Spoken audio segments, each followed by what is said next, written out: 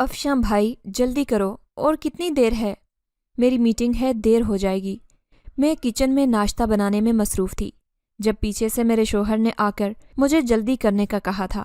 میں جو اپنے آپ میں ہی مگن تھی، اچانک ایک دم سے شوہر کی آواز سن کر بوکھلا گئی تھی۔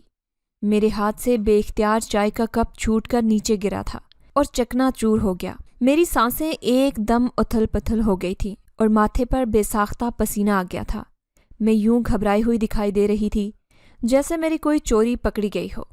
اس سے پہلے کہ میرا شوہر کچھ سمجھتا، میری ساس دندناتی ہوئی کچن میں داخل ہوئی تھی۔ ٹوٹا ہوا کپ دیکھ کر اس کا پارا ایک دم سے اوپر چڑھا تھا۔ میری ساس کو برتنوں سے بے حد محبت تھی۔ گھر میں جب بھی کسی سے کوئی برتن ٹوٹتا تو پھر میری ساس کے ہاتھوں اس کی خوب شامت آ جایا کرتی تھی، پھر چاہے آگے ان کی بیٹیاں ہوں یا بہوئیں ہوں۔ برتنوں کے معاملے میں میری ساس بہت حساس تھی، پھر مجھ سے ان دنوں برتن ٹوٹ بھی تو بہت زیادہ رہے تھے۔ میری ساس جب نئے کپ کو ٹوٹتے ہوئے دیکھا تو مجھ پر چڑھ دوڑی تھی۔ وہ مجھے پھوہڑ، غیر ذمہ دار اور نہ جانے کیا کیا کہہ رہی تھی۔ میں اپنی ساس اور شوہر کے سامنے کھڑی خوف سے تھر تھر کانپ رہی تھی۔ میری ساس مجھ پر اپنا غصہ اتارنے کے بعد میرے شوہر سے کہنے لگی، دفتر جاتے ہوئے اس کو اپنے میکے چھوڑ آنا اور اس کی ماں کو میرا پیغام دینا کہ پہلے اسے کچھ گھرداری سکھاؤ اور اس کے بعد ہی اسے رخصت کرنا۔ نہ جانے 25 سال ماں کے گھر میں کیا کرتی رہی ہے۔ کچن اور اس کے کام تو عورت کی پہچان کرواتے ہیں۔ صاف ستھرا گھر اور باورچی خانہ عورت کی اولین ترجیح ہوتی ہے۔ وہ گھر کو سنبھال کر رکھتی ہے، لیکن ایک میری بہو ہے کہ باورچی خانے میں آتے ہی اس کا خون جم جاتا ہے۔ برتنوں کو دیکھ کر اس کے ہاتھ پیر کانپنے لگتے ہیں۔ اسے دیکھ کر تو لگتا نہیں ہے کہ کبھی یہ باورچی خانے میں بھی گئی ہو۔ جب سے آئی ہے اس کی یہی حرکات ہیں۔ روزانہ کے درجن برتن تو یہ توڑ دیتی ہے۔ میرے شوہر نے کہا، جا کر اپنی پیکنگ کرو۔ میں روتے ہوئے اپنی ساس کے پیروں میں بیٹھ گئی۔ امی، ایسا مت کریں، مجھے میکے مت بھیجیں۔ ایسا کچھ بھی نہیں ہے جیسا آپ سمجھ رہی ہیں۔ میری اماں نے مجھے سب کچھ سکھایا ہے، میں سب کچھ کرنا جانتی ہوں۔ وہ بس غلطی سے یہ سب ٹوٹ گیا۔ میں ڈر گئی تھی تو ہاتھ سے پھسل کر نیچے جا گرا۔ میں آئندہ ایسا نہیں کروں گی، مجھے میکے نہ بھیجیں۔ اس پر میری ساس نے طنزیہ نظروں سے میری طرف دیکھا اور پھر کہنے لگی، یہاں ایسا کیا ہے کہ جس سے تم ڈر گئی؟ تم ہر مرتبہ غلطی کرتی ہو اور پھر کہتی ہو کہ میں ڈر گئی تھی۔ کس سے ڈرتی ہو؟ یہاں کون ہے جو تمہیں ڈرا رہا ہے؟ اپنی کوتاہیوں کو فضول کے ڈرامے کے پیچھے مت چھپاؤ اور جا کر اپنی ماں سے کچھ سیکھ کر آؤ۔ مجھے ایسی پھوہڑ لڑکی اپنے گھر میں بالکل پسند نہیں ہے۔ اب اٹھو، یہاں سے اپنی شکل گم کرو۔ صبح ہی صبح میرا بی پی ہائی کر دیا ہے۔ اتنا کہتے ہی میری ساس میرے شوہر کے لیے ناشتہ بنانے لگی اور میں نم آنکھوں سے انہیں دیکھتی ہوئی کمرے میں آ گئی۔ نہ جانے کیسی قسمت پائی تھی، ایک کام سیدھا کرنے کے چکر میں مجھ سے 10 کام اور بگڑ جایا کرتے تھے۔ نہ جانے میں خود پر قابو نہیں کر پاتی تھی اور ذرا ذرا سی بات پر گھبرا جایا کرتی تھی۔ نتیجتاً ہر روز مجھ سے کسی نہ کسی نئے نقصان کا سامنا کرنا پڑتا تھا۔ میں نے اپنے 2 جوڑے رکھے اور میکے جانے کے لیے تیار ہو گئی، کیونکہ میں جانتی تھی کہ اب کوئی دن تک میری ساس میری شکل دیکھنے کی روادار نہیں ہوگی۔ یوں منظر سے ہٹ جانا ہی بہتر تھا۔ مگر نہ جانے میکے میں بھابیاں مجھے ٹکنے دیں گی بھی یا نہیں۔ مجھے دیکھ کر تو ویسے ہی ان کے منہ بن جایا کرتے تھے۔ میں انہیں ایک آنکھ نہ بہاتی تھی۔ میرا وجود انہیں کھٹکتا ہی رہتا تھا۔ صد شکر کہ ابھی اماں زندہ تھی۔ جس دن اماں نہ رہیں اس دن تو مجھے میکے کے دروازے بند ہی ہو جائیں گے۔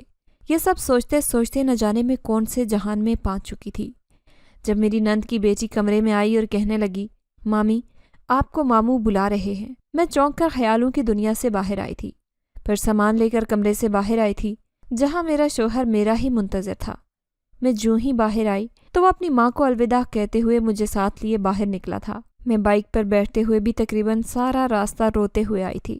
مجھے کچھ سمجھ نہیں آ رہا تھا کہ کیا ہو رہا ہے اور کیا نہیں۔ نہ جانے میرے نصیبوں میں کیا لکھا تھا اور میرے ساتھ کیا ہونے والا تھا۔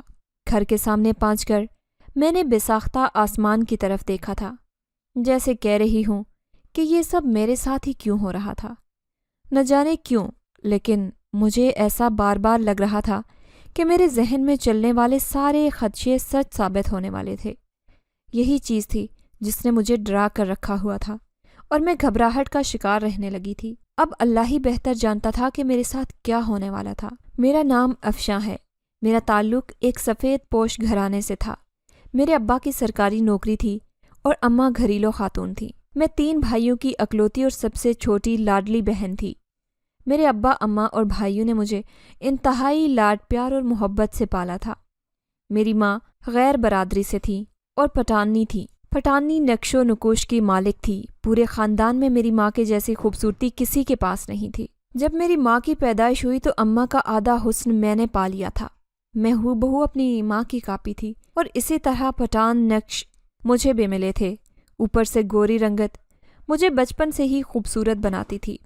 میں صرف 16 سال کی ہی تھی جب میرے رشتے آنا شروع ہو گئے تھے۔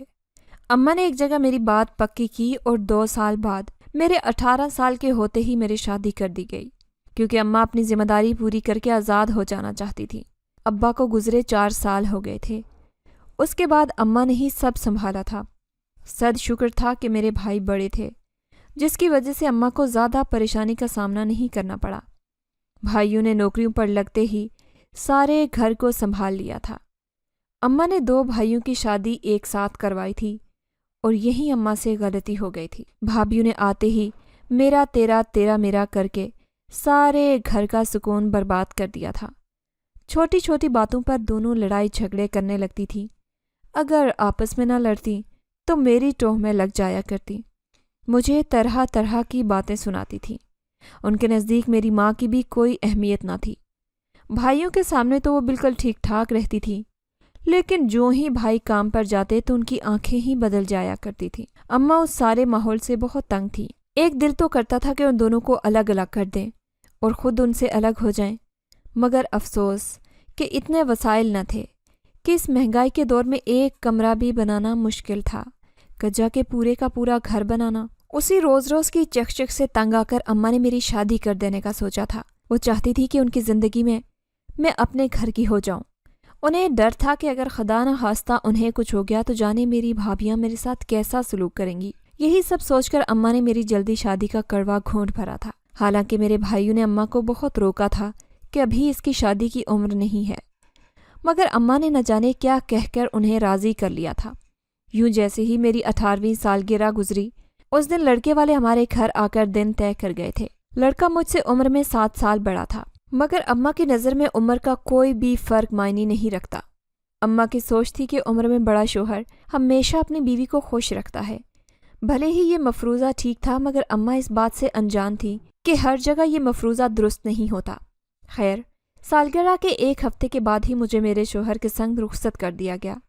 اماں نے اپنی طرف سے تو میری شادی چھوٹا خاندان دے کر اس میں کی تھی، لیکن ولیمے والے دن ہی افراد کی تعداد دیکھ کر میرا سر چکرانے والا ہو گیا تھا۔ میرا شوہر افضل ایک پرائیویٹ کمپنی میں ملازمت کرتا تھا، جسے اماں نے اکلوتا سمجھا تھا۔ اس افضل کے 5 بھائی اور 4 بہنیں تھیں۔ بھائیوں میں سے 3 شادی شدہ تھے اور ان شادی شدہ افراد کے 4 بچے تھے۔ بہنوں میں 2 بیاہی جا چکی تھیں اور 2 ابھی تک غیر شادی شدہ تھیں۔ جو بیاہی ہوئی تھی وہ بھی مہینہ مہینہ آ کر یہیں پڑی رہتی۔ اچھا چھوٹا خاندان ڈھونڈا تھا میری ماں نے۔ دیکھنے میں تو وہ لوگ اچھے خاصے شریف اور تہذیب والے لگتے تھے، مگر شادی کے کچھ دن بعد ہی مجھ پر ان کی اصلیت واضح ہونا شروع ہو گئی تھی۔ وہ لوگ انتہائی جاہل اور جاہلانہ سوچ کے مالک تھے۔ صبح اٹھتے ہی جاہلانہ طریقے سے لڑنے لگتے، ذرا ذرا سی بات پر پورا گھر سر پر اٹھا لیا کرتے تھے۔ چھوٹے کی بڑے کی کوئی تمیز نہیں تھی۔ اماں نے مجھے ایک جہنم سے نکال کر دوسری میں جھونک دیا تھا۔ میں اس سارے ماحول میں آ کر بے حد پریشان ہو چکی تھی۔ اوپر سے شادی کے پہلے ہی مہینے میری ساس نے بچے کا رولا ڈال دیا تھا۔ اب اولاد تو خدا کے ہاتھ میں تھی، وہ دیتا یا نہیں دیتا اس میں کیا کر سکتی تھی؟ اتنی جلدی بچہ کیسے ہو سکتا تھا؟ پہلے تو میں نے اس بات کو سیریس نہیں لیا تھا کہ ہر ماں کی طرح شاید ان کو بھی خواہش ہو، اس لیے ایسا کہہ رہی ہے۔ مگر جوں جوں وقت گزرتا گیا ویسے ویسے میری ساس کا مطالبہ زور پکڑتا جا رہا تھا۔ شادی کو صرف 10 مہینے ہی گزرے تھے جب میرے شوہر نے مجھے طلاق دے کر مار پیٹ کر گھر سے نکال دیا۔ میں روتے پیٹتے واپس ماں کے گھر آ گئی۔ صرف 18 سال کی ہی عمر میں مجھ پر طلاق کا بدنما دبا لگ چکا تھا۔ اس بات کو میری بھابھیوں نے اس قدر اچھالا تھا کہ پورے محلے میں مجھے بدنام کر دیا گیا۔ لوگ میری وجہ سے اماں کو ڈھیروں باتیں سناتے اور میں تو اتنی خوف زدہ تھی کہ میں گھر سے باہر تک نہ نکلتی تھی۔ میرا پہلا شادی شدہ تجربہ ہی بہت برا رہا تھا۔ وہاں میرے ساتھ جو کچھ ہوتا رہا اس نے مجھے بے حد خوف میں مبتلا کر دیا تھا۔ میں جو پہلے ایک پراعتماد لڑکی تھی اب کہیں دب سی گئی تھی۔ میرا سارا اعتماد ختم ہو چکا تھا۔ میری شخصیت انتہائی بری طرح سے توڑ پھوڑ کا شکار ہوئی تھی۔ میری اماں میرا حوصلہ بلند کرنے کی کوشش کیا کرتی، لیکن جو ہی میں خود پر اعتماد کی کوشش کرتی اسی وقت میری بھابیاں نئے سرے سے میرے سارے زخم تازہ کر دیتی۔ بھابیوں کی باتیں ایسی ہوتی تھیں جنہیں سن کر میرا کلیجہ اندر تک زخمی ہو جایا کرتا۔ اب اماں کی بھی بہوں کے ساتھ لڑائیاں شروع ہو گئی تھی۔ اماں کی برداشت اب جواب دے چکی تھی۔ اماں بھائیوں کو شکایت لگاتی مگر اب پانی سر سے اوپر ہو گیا تھا۔ میرے بھائی اب مکمل بیویوں کے تابعدار ہو گئے تھے۔ پہلے جن کے لیے میں لاڈلی تھی، میری ماں لاڈلی تھی، اب ان کو اپنی بیویوں کے سوا کچھ بھی دکھائی نہ دیتا تھا۔ خیر، یوں ہی مزید 2 سال گزر گئے۔ اماں پھر سے میری شادی کروانا چاہتی تھی۔ اماں نے جب مجھ سے بات کی تو میں فوراً ہی مکر گئی۔ میں دوبارہ کسی شادی کے چکر میں نہیں پڑنا چاہتی تھی۔ میرے لیے ایک تجربہ ہی کافی تھا۔ مگر اماں مجھے کہتی کہ جو ہو چکا تھا اسے برا خواب سمجھ کر بھول جاؤ اور اپنی زندگی کی نئی شروعات کرو۔ ضروری نہیں کہ جو ایک مرتبہ ہو چکا ہے وہی بار بار ہو سکتا ہے وہ اللہ کی طرف سے کوئی آزمائش ہو۔ اس سب کو بھول جاؤ اور آگے بڑھو۔ اماں پھر سے میرے لیے رشتہ دیکھنے لگی، مگر جتنی میری بدنامی ہو چکی تھی اس کے بعد کوئی بھی میرا نام نہ لیتا تھا کہ جا کے رشتہ کرنا۔ میری اپنی بھابیاں ہی مجھے بستا ہوا نہیں دیکھنا چاہتی تھیں۔ وہ نہ مجھے اس گھر میں دیکھنا چاہتی تھی اور نہ ہی یہ چاہتی تھی کہ کوئی مجھے بیاہ کر کے لے جائے۔ ان دونوں نے مجھ سے نہ جانے کیسی ضد باندھ لی تھی۔ میں نے تو کبھی ان کا برا نہیں چاہا تھا۔ میری غلطی صرف اتنی تھی کہ ایک مرتبہ میں نے اماں سے کہا تھا کہ مجھے بھابیاں اپنی مرضی کی لانی ہیں، یہ بھابیاں میری پسند کی نہیں ہیں۔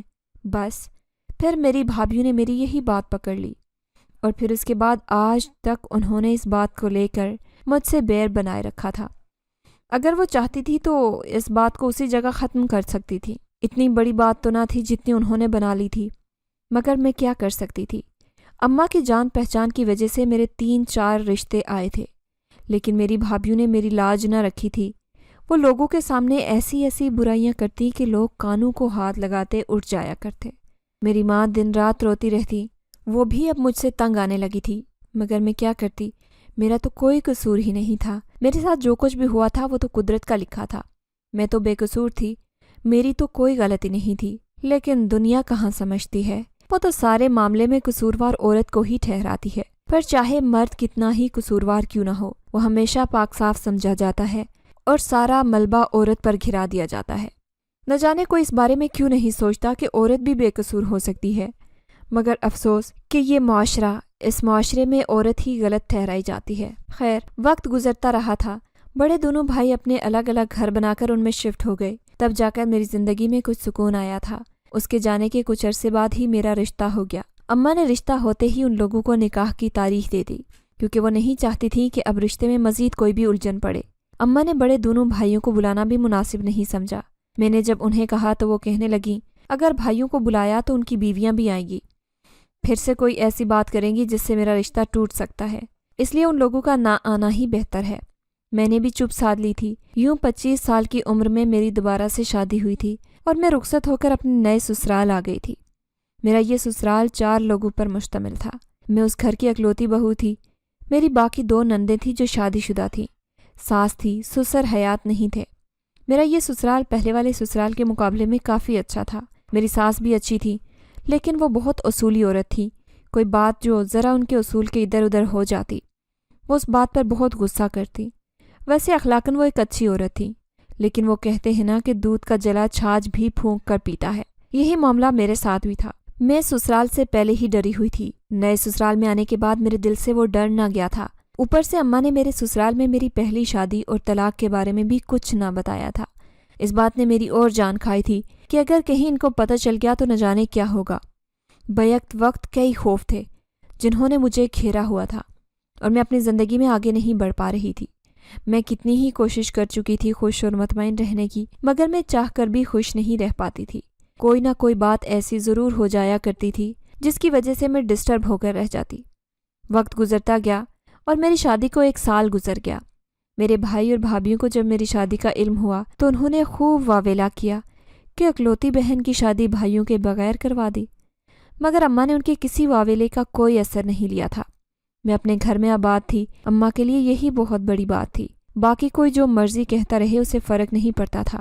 بھابھیوں نے بھائیوں کے ذریعے اماں پر بہت پوچھنے کی کوشش کی کہ کسی طرح انہیں میرے سسرال کا پتہ چل جائے، مگر اب کی بار اماں نے ان پر بھروسہ نہیں کیا۔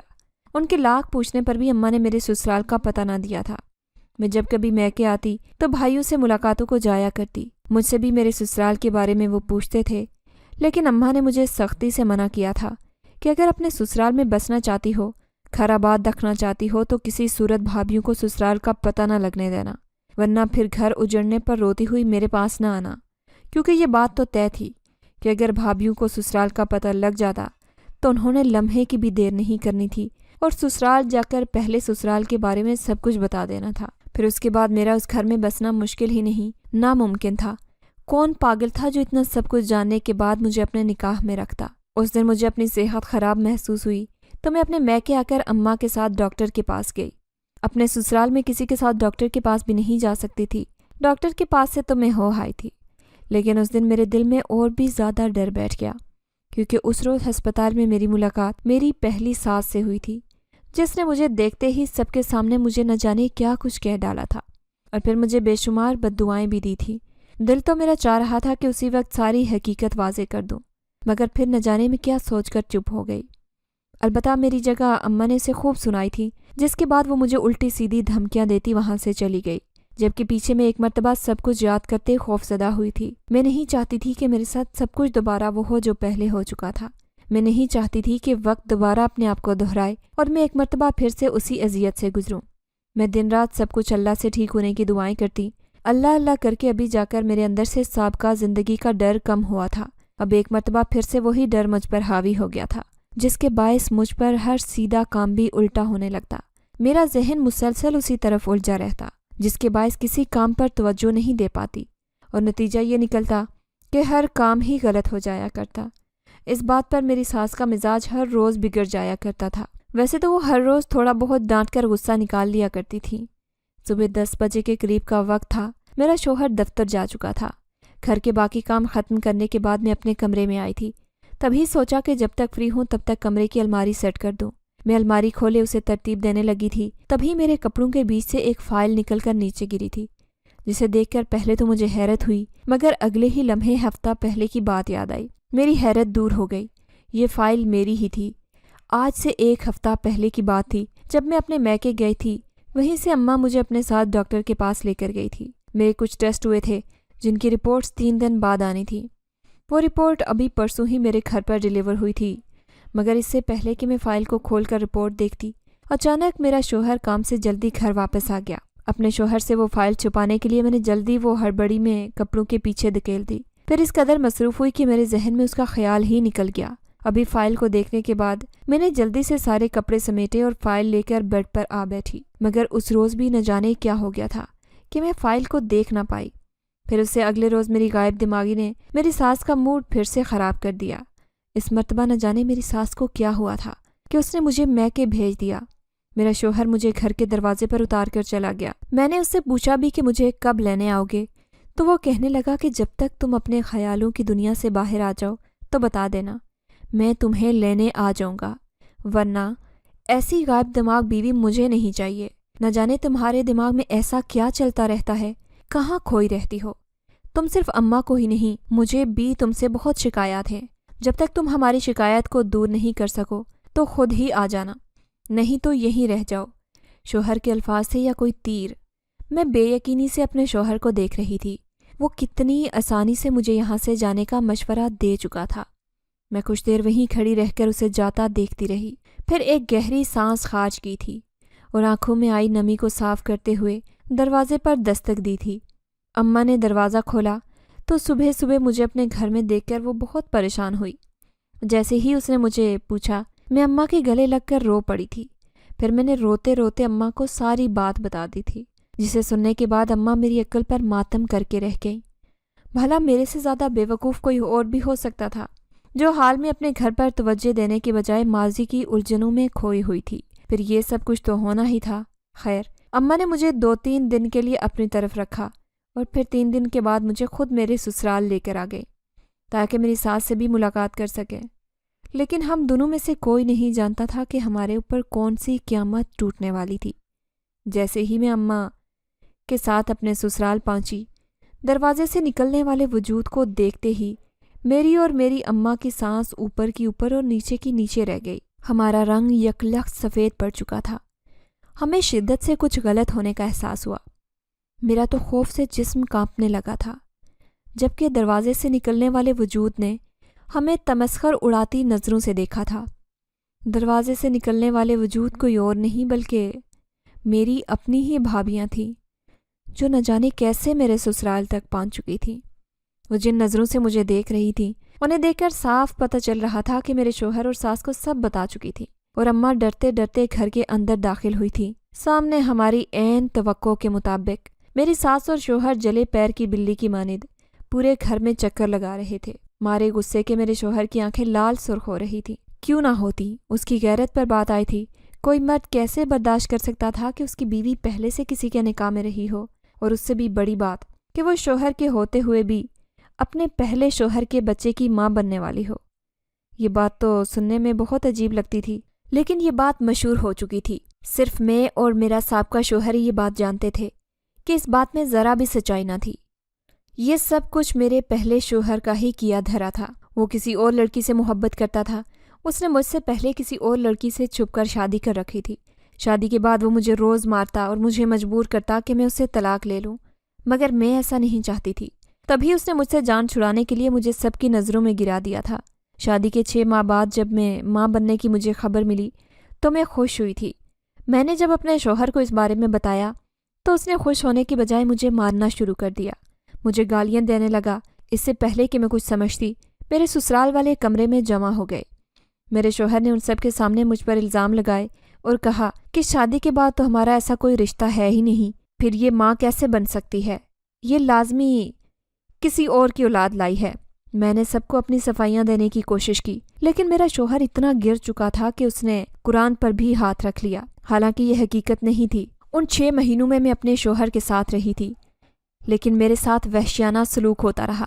مگر کون یقین کرتا کہ جب میں نے اپنے شوہر کو بچے کا DNA کروانے کا کہا، یہاں بھی شوہر نے بڑی چالاکی سے مجھے دھکا دے دیا۔ میں پیٹ کے بھل نیچے گری اور میرا بچہ دنیا میں آنے سے پہلے ہی دم توڑ گیا۔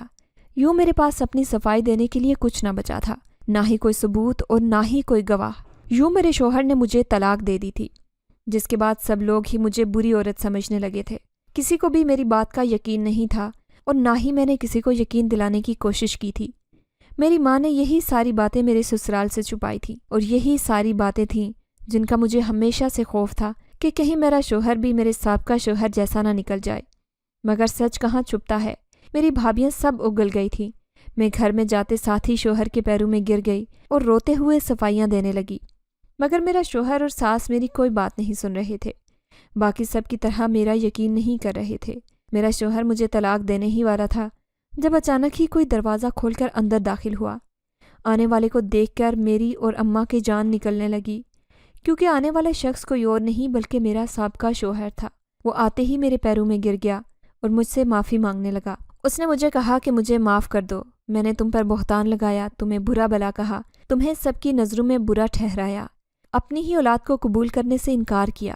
نتیجہ دیکھو، اللہ نے مجھے ہمیشہ کے لیے اولاد کی نعمت سے محروم کر دیا ہے۔ مجھے تمہاری آہ لگ گئی ہے۔ اللہ نے مجھ سے باپ بننے کی صلاحیت بھی چھین لی ہے۔ مجھے معاف کر دو افشاں، میں تمہارا گنہگار ہوں، مجھے معاف کر دو، تمہیں خدا کا واسطہ ہے۔ میں آج اپنی آنکھوں سے خدا کا انصاف دیکھ رہی تھی۔ واقعی خدا کی لاٹھی بے آواز ہے۔ اس نے مجھ پر ظلم کیا تھا اور آج کس حال میں پہنچا ہوا تھا۔ اس سے پہلے کہ میں کچھ کہتی، مجھے زوردار چکر آیا اور اگلے ہی لمحے میں زمین بوس ہو گئی۔ جب مجھے ہوش آیا تو خود کو کمرے میں پایا۔ میرا شوہر، ساس اور اماں میرے پاس ہی کھڑے تھے، مجھے ہوش میں آتا دیکھ کر مسکرانے لگے تھے۔ میری ساس نے میرا ماتھا چوم کر مجھے مبارک دی۔ میں سب سمجھنے کی کوشش کر رہی تھی جب مجھے اماں نے بتایا کہ میں ماں بننے والی ہوں۔ میں نے ڈرتے ڈرتے شوہر کی طرف دیکھا، جو میرے ایسے دیکھنے پر شرمندہ ہو گیا۔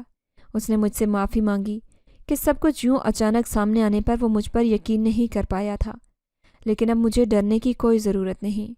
وہ صرف میرے ساتھ تھا۔